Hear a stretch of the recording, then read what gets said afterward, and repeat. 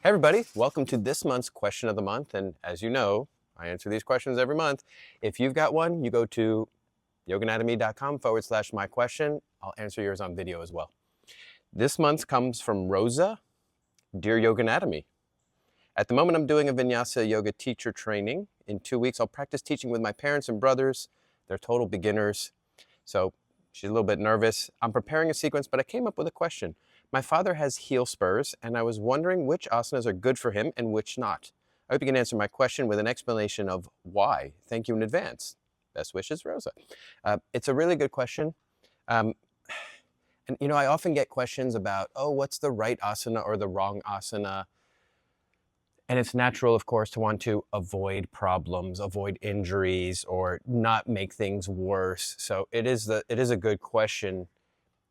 Unfortunately, people have put together lists. When you have this, don't do this, don't do this, don't do this, don't do this, do this, do this, do this, do this. What that leaves out is assessing the situation, assessing the individual who's in front of you.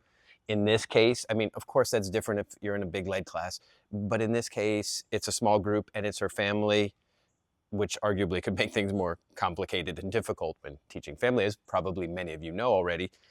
But when you have a small group or a private, focus on assessment, figure out what's, be more willing to play and assess what's right in front of you as opposed to trying to default to a list.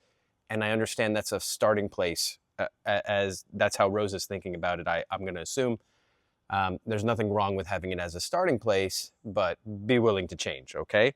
So to answer the question, generally speaking, movement is always going to be good. So when you increase blood flow and all that kind of stuff, let's just, for almost every injury, there are exceptions, of course. Broken bones, don't move them. Here's the thing with heel spurs. Heel spurs are, and this is assuming all the diagnoses is right and everything, heel spurs are the end of a line of symptoms and problems. So the first of which is tight calf muscles. Usually there's some pain in the calf or in the Achilles tendon.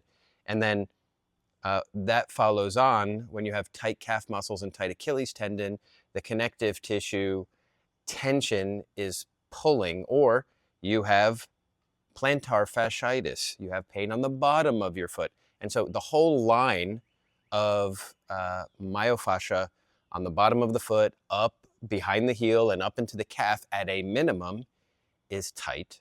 Too tight meaning dysfunctionally tight. It's not sufficiently pliable and mobile.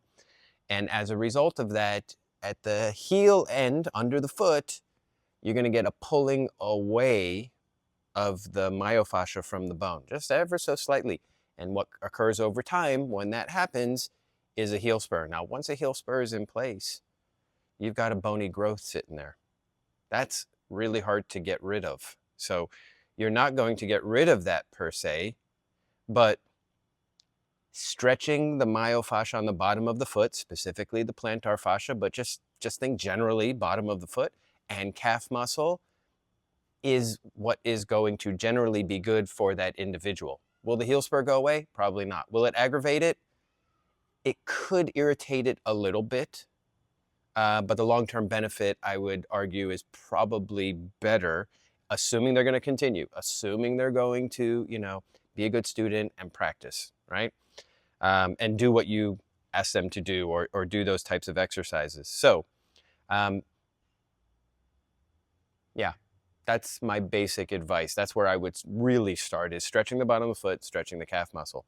And it brings up another interesting point. I'm just going to tack this one on because I just got back from a European trip. At least when I'm recording this, maybe not when you're watching this. And there's a very big movement of pointing the foot away in forward bending.